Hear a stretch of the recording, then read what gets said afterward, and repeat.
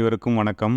இப்போ நம்ம இந்த வீடியோவில் என்ன பார்க்க போகிறோன்னா, IFHRMS களஞ்சியத்தில் எப்படி ஆல்ரெடி நம்ம ஐடி டிக்ளரேஷன் பண்ணியிருந்திருப்போம்.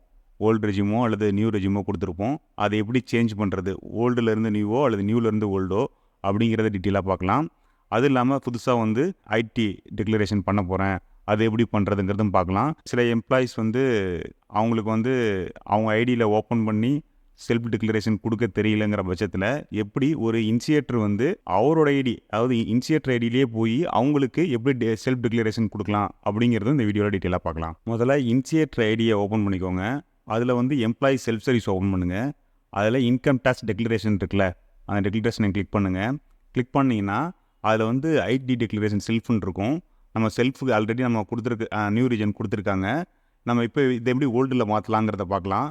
நீங்கள் அதை கிளிக் பண்ணாலுமே உங்களுக்கு எடிட் பண்ண முடியாது. எந்த date start date end date காட்டும். அதுக்கப்புறம் என்ன பண்ணணும்னா, இனிஷியேட்டர் ஐடியை ஓப்பன் பண்ணி அதில் சர்வீசஸ் HR அண்ட் ஃபினான்ஸ் போயிட்டு அதில் ஃபினான்ஸ் கிளிக் பண்ணிங்கன்னா பேஸ் சர்வீசஸ் இருக்கும்.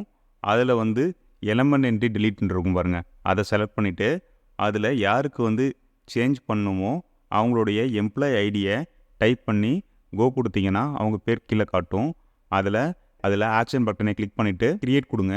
கிரியேட் கொடுத்தீங்கன்னா எஃபெக்டிவ் டேட் கேட்கும்.